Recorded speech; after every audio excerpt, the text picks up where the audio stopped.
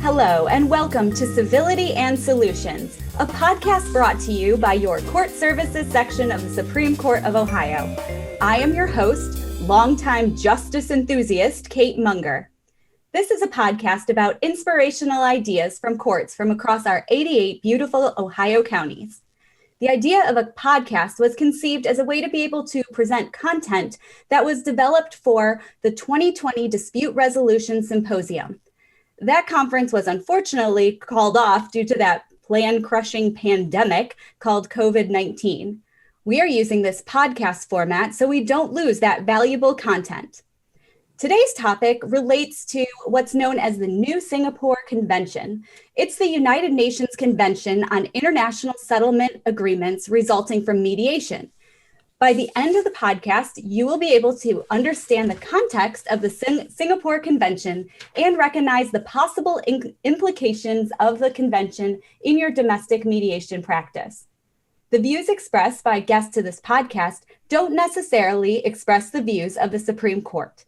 We are happy to be able to use this platform to share solutions and challenges with courts and any listeners who want to stay on the cutting edge of dispute resolution and court services issues. Welcome to Season 1, Episode 9. Our topic is the New Singapore Convention on Mediation. What does it mean for mediation in the U.S.?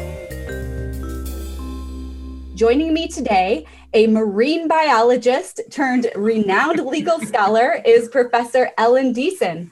Thank you so much for being here today. Thank you for having me. It's a delight. Professor Deason, you have had a shockingly impressive legal career, but before we get to that, I want to talk about your interesting pre-legal background.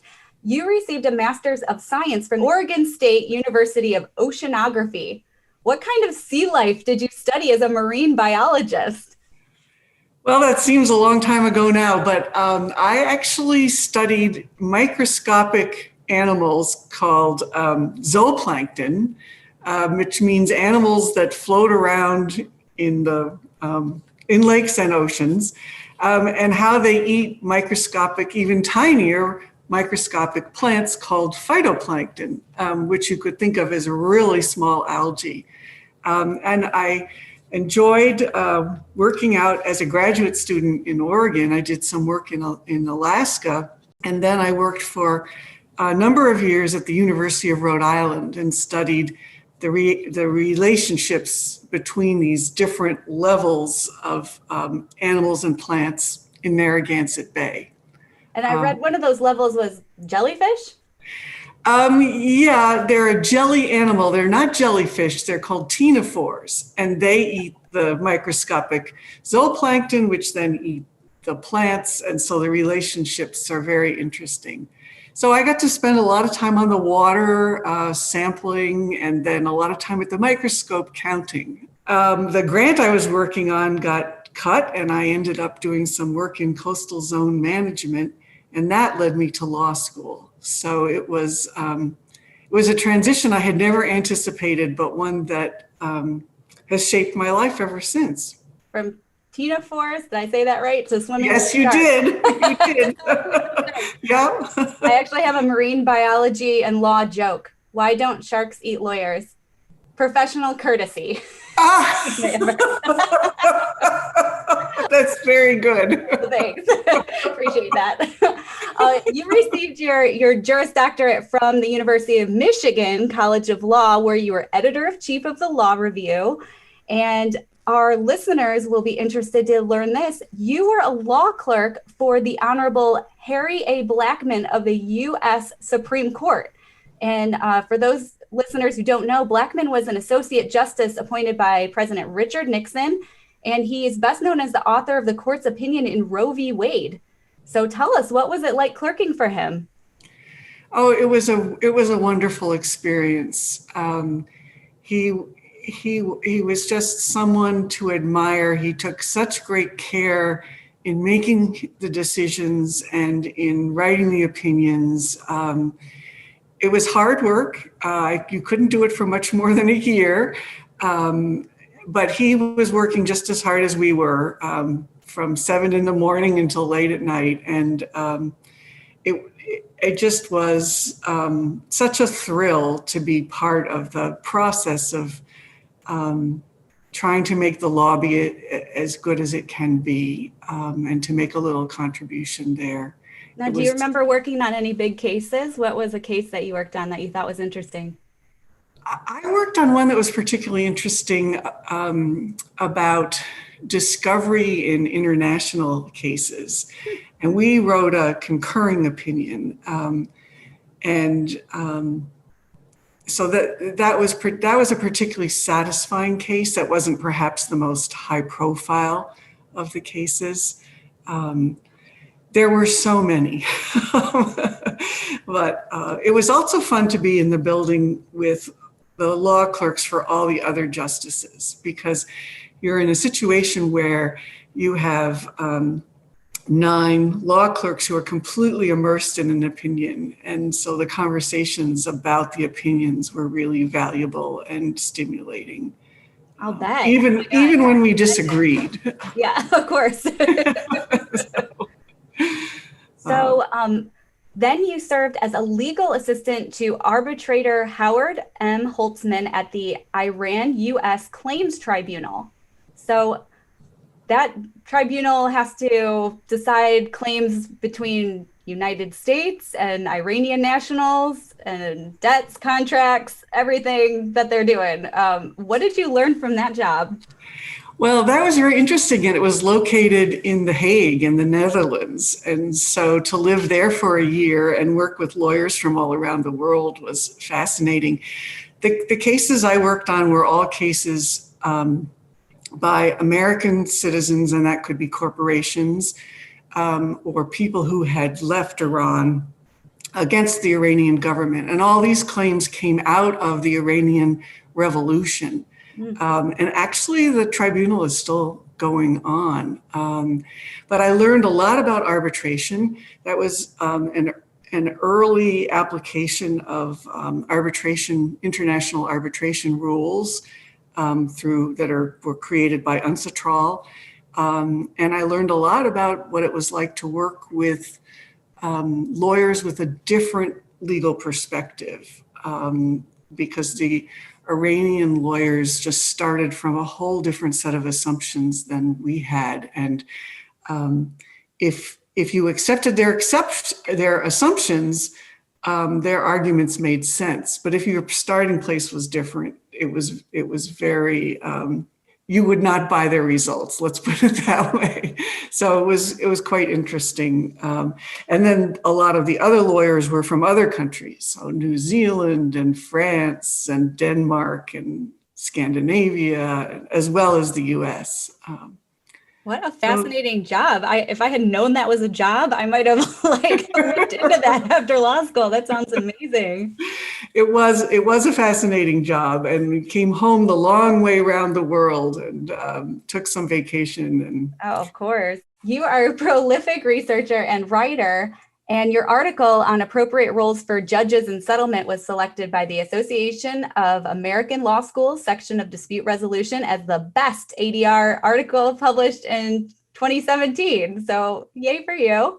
And you've recently written a new book. Can you tell us about your book, Global Issues in Mediation?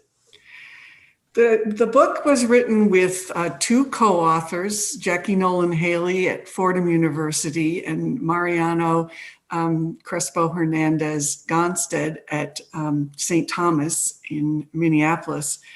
And it's an overview of all issues in mediation that are global. I mainly worked on the parts about legal issues and also about joining up arbitration and mediation together, and which is a controversial topic. But we have examples of mediations from all sorts of different cultures and explore lots of different aspects. It's meant as a book that could be used as a text for teaching, but also to give anyone a basic foundation in international mediation, not just commercial, but also between countries. Very good. And you are teaching as well at a professor at The Ohio State University. So what do you like about teaching? I love the students. The students are so engaging, and they keep me energetic, and it's just such a wonderful process to see them grow in the law and become real lawyers. I've taught civil procedure, and I've taught dispute resolution courses, and I love them all. That's awesome. Be nice with that bell curve. I remember that was rough. Yes. There are a lot of things I have no control over, and I'm afraid that the grading curve is unfortunately one of them. All right. Well, you all set to present on the new Singapore convention on a new podcast platform today? Let's do it. All right. Can you please start with an explanation of the convention? What kind of cases does this apply to? And can you just explain a little bit about conventions and how they work? Well, convention is a fancy name really for a treaty. And so this is an international treaty with will eventually, we hope, have lots and lots of countries sign on to it. Right now, there are 53 countries that have signed it. It was opened for signature. In other words, the negotiations were finished and it was finalized a year and a half ago, August 2019. And currently 53 countries have signed it. That's the first step. The second step is the internal domestic process where the country ratifies it. And each country has different mechanisms for doing that. In the US, it has to be approved by the Senate. Right now, there are 6 countries that have gone through that second step and ratified. And so that was enough to put it, what they call entered into force. So it is an international treaty. And as of this past September 2020, it entered into force.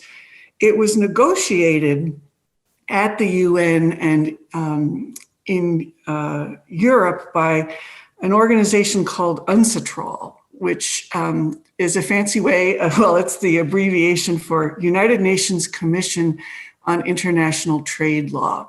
And they have created a number of conventions and also sets of rules and models for countries to use relating to international trade. And of course, part of trade and commercial transactions are going to be disputes. And so it's important to have ways to resolve them. So you asked about what the convention, and I should say, I was lucky enough to attend some of the negotiating meetings that were held at the UN in New York as an observer, an official observer from the American Society of International Law. And that was a great privilege to see all this in action. What we ended up with is a treaty that gives a mechanism for enforcing mediated settlement agreements. And they have to be mediated settlement agreements that come from an international dispute and from a dispute that was commercial. So very importantly, from the US perspective, this excludes some controversial, some topics that would be controversial to be enforced. Consumer transactions are not included. And also employment and family and inheritance issues. So that sweater I never got from ordering it off a Chinese website, it's not going to be covered? No. Okay. And that's partly because we don't want to impose this on people like you who don't have a lot of resources and may not be available. It may not be aware of all that would go into it. Whereas commercial entities, you assume they have a lawyer, you assume that they have someone advising them about the consequences of entering into an agreement. So how does the Singapore Convention help with the enforcement of mediation agreements? Well, what it does is it takes what was a private contract between in the agreement to settle the dispute, you write a contract up, you write an agreement. And then that would, if there were problems enforcing it, now most of those agreements, people abide by them. But if someone decides they don't want to abide by it, then you have to be going to court somewhere and trying to enforce the contract. Huge problems with that because every country has different contract law, different procedures. And if you get an order from a court enforcing it, you may not be able to take that order where you need to get your money, because the basic problem here is that each country has its own legal system and they're not coordinated at all. Mm-hmm. So what the convention does is take that private contract and turn it into a new kind of what they call an instrument.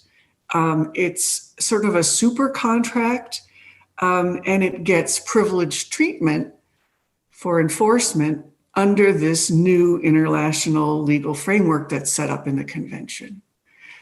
So it makes it, the whole idea is to make it simpler to get your agreement enforced once you've reached this settlement. And the idea behind that is that mediation is a good thing and that we want to encourage it across borders. And so if it's easier to enforce the agreement, it should encourage companies and people to use mediation. That's the ultimate goal here. And is enforcement the number one concern of parties that are doing cross-border mediations? Are there other challenges facing people doing cross-border mediations that might surprise listeners who don't practice in this area? Well, I think there's always challenges, just basic language difficulties and different legal systems. But in terms of what happens once you reach an agreement in mediation, enforcement is the biggest problem, at least in the US. James Coben, who's up at Mitchell Hamlin Law School in St. Paul, has done a fabulous study looking at enforcement in the US. And he found that by far the biggest issue about mediation in general is enforcement. Mm. And he looked at the number of the cases that are filed in court and found that about half of them are cases to do with enforcement. So it's gone down a little bit over the years, but it's still almost 40% of all litigation about mediation is enforcement. And when you put that in the international context, the perception is that it's much harder to get enforcement. What kind of issues would people run into in enforcement of these foreign mediations? Well, in addition to just the contract problem and the different contract laws in different countries, some countries have what from our perspective would be weird requirements. So for example, some of the European countries require your settlement agreement to be officially approved by a notary. And notaries have a different function there, more judicial function than our notaries, which we just use for signatures. And so you might not know that. If you were a company in Columbus buying something from a company in, say, Germany, and you had a dispute and you made a settlement, you thought you were done. But if it weren't endorsed by a notary, you might not be able to get it enforced. So that's the kind of local requirement that the convention is designed to avoid. Another problem is that in some countries you need to turn your mediated settlement into an arbitral award in order to get it enforced.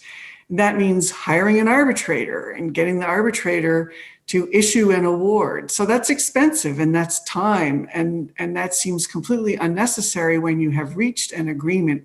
Who needs an arbitrator to now turn it into an award? So these are all some very practical problems. There's also a philosophical problem, I think. Some people have found it hard to convince their business partners to use mediation because it doesn't carry the same legitimacy internationally that arbitration does. With arbitration, probably a lot of our listeners who are familiar with that know that we have what's called the New York Convention, and that enables much easier enforcement of awards than if you had a court decision. Yeah, I was just going to ask you about that. I just had Professor Vera Korzoon and Professor Ben Davis on the podcast about the New York Convention and how it can increase confidence in foreign arbitration. So the Singapore Convention is mediation focused instead of arbitration focused, but does the new Singapore Convention have those same aims of the New York Convention? Very much so. I think people felt that the New York Convention it was originally negotiated in the 50s, but that it has been really important in making international arbitration what it is today. And the hope is that the Singapore Convention can do the same for mediation by giving it the recognition that the Arbitration Convention has. And sort of legitimize mediation as an accepted form of reaching solutions to disputes worldwide. And take down some of those roadblocks for uncertainty and cost of enforcing, like you were talking about, of enforcing some kind of breach of a mediated settlement agreement. Yes, and in fact, the negotiators really took inspiration from the New York Convention. The structure of the Singapore Convention is based on the pro-enforcement approach of the New York Convention for Arbitral Awards. And so let me explain what I mean by that. If two countries are members, have ratified the Singapore Convention, that means that those nations must, the language is shall, enforce settlement agreements that fall under the convention. So not family and not employment and not consumer, but commercial international agreements. And so let's say that the US decides to ratify it and Singapore's ratified it. If we have companies in those two countries who reach a settlement of their commercial dispute, then either country's courts are required by the treaty to enforce that agreement. There are some grounds that are listed in the convention that can be defenses. So if one party does, the party that's resisting enforcement can prove particular defenses, that will lead to no enforcement. But the starting point is that the country's courts shall enforce unless the party can prove various defenses. And some of those are contract defenses. If there was incapacity or the agreement has been modified or performed or is null and void, various things like that. If the mediator breached standards, if it's contrary to public policy, you can argue in court against enforcement. But the basic starting point is that the courts shall enforce. So that's the way the arbitration convention works as well. It's very pro-enforcement. Well, thank you for that deeper dive into. Sorry. No, it's good. I just used the words deeper dive because of your marine biology background. Oh. That's the metaphor I thought would stick here. So thanks for letting us know what the nations who are parties have to do. And is there flexibility to the application of the convention to foreign mediations? Do they have flexibility after you sign on? Yes, countries can sign on with what are termed in international law reservations. So they can limit the application of the Singapore Convention.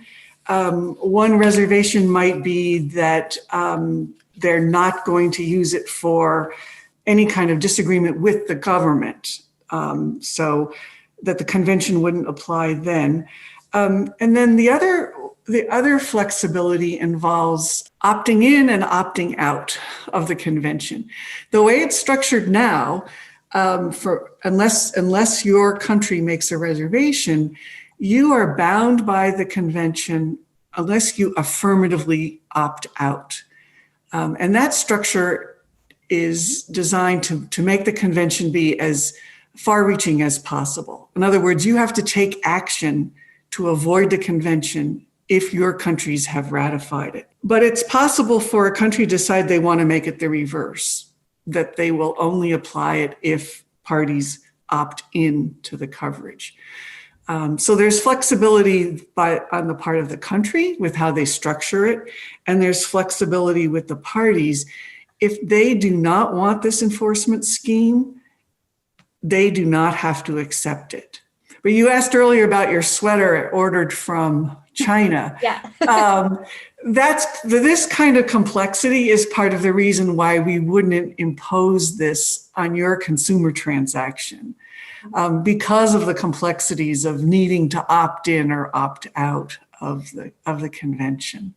And hopefully you got your sweater. I'm still waiting. I still have hope, though. We'll see. You've identified a few provisions of the convention that you see could be controversial. Can you walk us through those? Yeah, so particularly mediators in the U.S. have identified some of these elements as problematic. There's always disagreements. One is what I just described, the idea that the standard is you have to decide you don't want to be covered rather than affirmatively agreeing to be subject to the convention. Some people feel that might surprise, say, a small company who doesn't have a sophisticated lawyer with a lot of international experience might feel trapped by that. On the other hand, being subject to the convention is supposed to be a good thing, so that should be okay. Another aspect that I think some mediators are objecting to is that this is not supposed to cover negotiated agreements. It's only for mediated agreements. And so how do you make that distinction? The convention requires proof that it's mediation. And so that can be controversial. One is you're supposed to have evidence that it was mediation. Well, that could be the mediator signs the agreement. Mediators in the US don't usually do that. They're not bound by the agreement. And you don't usually record your mediations. No, you do not. You tend to have a written agreement, but it's signed by the parties, not by the mediator. Another thing that could happen would be the mediator could fill out a separate form that says, I mediated this, and this is a result of mediation. Or if you had an institution, say the American Arbitration Association was administering the mediation, they could sign something that says this was mediation. But these are steps that we don't usually take in the US, and so some mediators are objecting to that. It might be an extra consideration if you are going to do these international mediations. How do we get this proof, as a consideration if you're going to start doing those to determine what that's right. And another question is why aren't negotiations going to be enforced in this manner? What does the mediator add that makes mediation distinct? And part of that decision to draw a line between mediation and negotiation is that this is a big step for many countries, and so they wanted to encourage people to ratify it, and let's just take one step and have it for mediation. Another controversial aspect is that one of the defenses to having the settlement agreement enforced is that your mediator breached standards. And mediators don't like to think that they're not doing the right thing. I'm not saying this very eloquently, but I think that the standards in the convention set a very high bar for this. It has to be a serious breach of mediator standards. It has to be a breach that, if it were not for the breach, the parties would not have entered into the agreement. So it has to be crucial to the decision to abide by the agreement. With arbitrators, we worry about this because arbitrators are making a decision. With mediators, it's the parties' agreement. So even if the mediator, let's say, fails to disclose a relationship with one of the parties, which would be inappropriate, you could still say that the parties decided, aside from that, and that this agreement is in their best interest. So this would be very, very hard to prove. So it has to have a material effect on the outcome. But it's something that's, once you get into enforcement and you get into grounds to not enforce, it can bring the mediator under the lens, and that's controversial. Yeah, that's controversial. They don't want to be under cross-examination. No. That's right. And mediators, we assume, don't have that kind of effect on the outcome. So that's, I guess, the other point I would like to make is that when we're talking about mediation here, I said mediation, not negotiation. But mediation is very much a term of art in this convention. We tend to use the term mediation in the US, and it's growing in usage around the world. But a lot of countries use what they call conciliation. And the definition of mediation is very broad. So it could include something like early neutral evaluation, if our listeners might be familiar with a court program that does that. And ombuds. The label doesn't matter at all. You can call it, Zingo, and as long as it fits in with the process as defined in the convention, that's okay. And so it's where the parties are trying to reach an amicable settlement of their dispute, and they have the assistance of a third person, a third party, and that third party, unlike arbitration, does not have the authority to impose a solution. In other words, the key is it's up to the parties.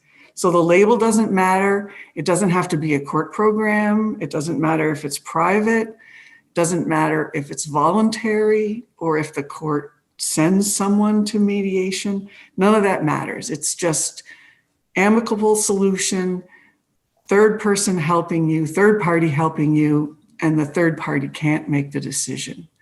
So from my perspective as a professor in dispute resolution, that's problematic because we're trying to educate people about the difference between mediation and early neutral evaluation and the different kinds of mediation. And what the convention does is lump it all together. So why did they do it? Because again, you want the broadest coverage possible and not getting hung up on the terminology of what things are called in specific countries. Okay, let's talk about specifically the United States. The United States has signed on to this convention, right? We have signed, we have not ratified. Okay. And there's a long list of conventions waiting for the Senate to take action on them. But they do tend to act much more quickly on these commercial conventions. So we hope there will be a ratification from the US. It should be good for business. So, yeah. That's right. That's the whole point of it. So how do you see the convention impacting the US? Well, I think that it will encourage mediation in cross-border disputes. And so hopefully that will save money and time for parties with disputes. Hopefully it will allow them to reach solutions that are more tailored for their situation rather than something that the arbitrator thinks should be the outcome. Well, and another thing that might happen in addition to the primary goal, encouraging cross-border mediation, it might make people more interested in having some new legislation here in the US. Right now, there's nothing at all on enforcing mediated agreements. We have in Ohio the Uniform Mediation Act, and it's primarily about confidentiality. When that was drafted, they were very interested in trying to find something about enforcement, but they couldn't agree on anything. And it's possible that if this works well in the international sphere, that they might try again in the US for that. And perhaps they could follow the example of the international and limit it to commercial disputes, because some of the biggest problems come in when you are trying to include consumer transactions and employment transactions. So that might be something that will happen in the US that could eventually affect Ohio as well. and all domestic mediations too, just a roll down impact onto that. The big goal is to try and encourage people in the U.S. to use mediation when they're dealing with international transactions. The other effect in Ohio, right now, our law, if the convention is ratified in the U.S., the Ohio law would be inconsistent, because what it does is automatically turn the kind of agreements that are subject to the convention into arbitration awards and treat them like that, essentially put them under the New York Convention. And that would be unnecessary and contradictory if there's a new legal regime. So we'll see what happens.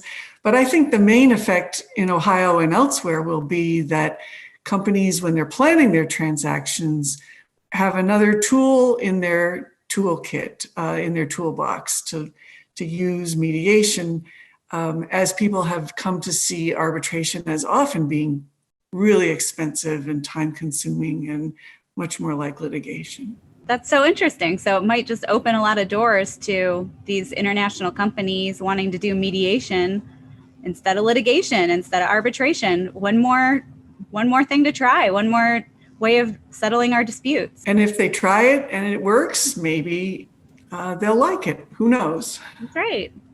So I want to spend another minute talking about what you were saying at the beginning about you being there for this new Singapore convention, to be on the scene when deliberations were happening in New York. So can you talk more about that? It just sounds like such an interesting experience. How did you get to do that?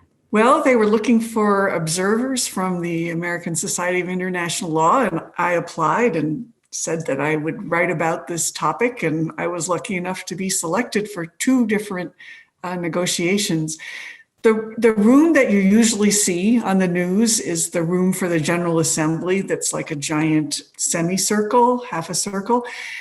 This room wasn't as wide, but it was gigantic, and it's just so impressive. There were doors for entrances on 2 different floors, and the thing that's most unusual is to see the simultaneous translation. So there are these amazing people up in glass boxes on either side, and every seat has a little earphone that you put in and you dial what language you would like to hear things in. Now, sometimes the translators get a little bit behind, or you can tell that things are a bit garbled, but it was really an amazing process. And of course, the English speakers are lucky because many of the delegates were speaking in English. Some, I think for political reasons, were not. So the Russians, they speak English very, very well. But in this formal public setting, of course, they're going to speak in Russian, and it gets translated. And there were a few other countries. The French tend to speak in French, the language of diplomacy. Exactly, yeah. The other thing that was really amazing was the process. There's a chairperson, and she calls on people in the order. You press a button if you want to speak, and a light comes on. And she will call on you, and you make what's termed an intervention, which is a comment. And she then manages to sort of pull these comments together and say, well, it appears we have consensus on this point, but we have different viewpoints on this point. And she keeps it rolling and she keeps it moving along. And a lot of the work was done in breaks. So they would have consultation breaks. And then the delegates could speak to each other and work things out informally. It was just a fascinating process to watch because people were coming with very different viewpoints. There were some who did not think a convention should be negotiated at all. They wanted a model law for countries and not a binding international treaty. And what we ended up with was a dual. So there's a model law and there's the convention in order to keep everyone on board and as happy as possible. It was fascinating from both the physical point of view and seeing the process. So do you have any advice to give to anybody who would have opportunity to participate in an international cooperative effort like this? I would say jump on it. If you're lucky enough to get, you had to be credentialed, you had to apply ahead of time. There was quite a process of in the morning of rushing in and getting your badge, and it was a lot of fun. I would say more than something like these negotiations, I would urge anyone who has an opportunity to do anything international at all to jump on it. And for me, the year living in the Netherlands was amazing, and it just opens your mind and your eyes to things that not everyone lives the same way we do, and not everyone does everything the same way. Banking's a little different, transportation's different. You just get used to the idea that things don't have to be the way we're used to them. And I think that, as well as just meeting fascinating people from all around the world. They do say travel's the best education. So that's right. Travel is wonderful, but if you have a chance to actually live someplace, even better. Yeah, that's even better, because you have to cope with the banking, and it was confusing. And this is an advanced Northern European Western country, but the banking was different than the way we do it in the U.S. So. Well, we're reaching the end of our time at this podcast today, and there's a bit I like to do at the end, and it's called 2 for me and 1 for you. So there'll be 2 questions for you, the presenter, and 1 question that you will have for the listener, for our audience today, as a kind of pop quiz to see if they've been paying attention. So question 1's for you. What is an interesting and relatively brief mediation or arbitration related story you can share?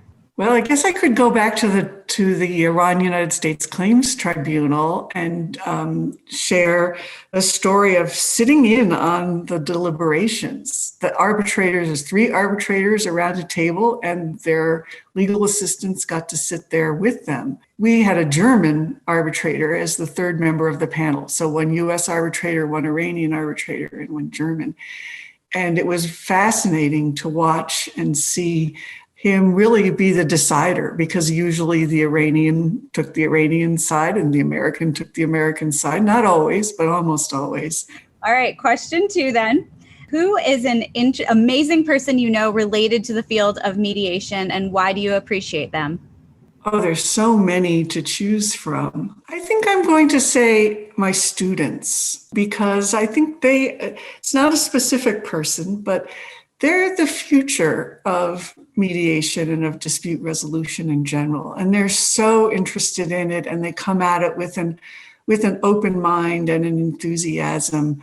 And I think that Ohio's a wonderful place to teach this subject, because the court system has embraced mediation, and there really are opportunities for mediators. So I guess I would say I'm going to not quite answer your question, but say I really appreciate the situation in Ohio and having such wonderful students. Yeah, now you have to give the audience a knowledge check. What's a question that they should be able to answer after listening to this podcast? Oh, I'm gonna make this real easy, because kind of you. So if you heard someone talking about the United Nations Convention on International Settlement Agreements resulting from mediation, what would you think? What word should come into your mind? Very good. I think I could answer it. Well, do you have we're about at the end. Do you have any closing, anything else you wanted to add to your topic before we sign off today? No, I'd just like to thank you for this opportunity, and the listeners that have stuck with us this long. And I hope that they've learned something, and that this convention is part of the future of mediation in the United States and in Ohio. Well, thank you. Thank you so much, Professor Ellen Deason, for talking with us today about the new Singapore Convention, and also to you, our listeners, for tuning in today. Thank you for everyone out there working for justice. Stay healthy.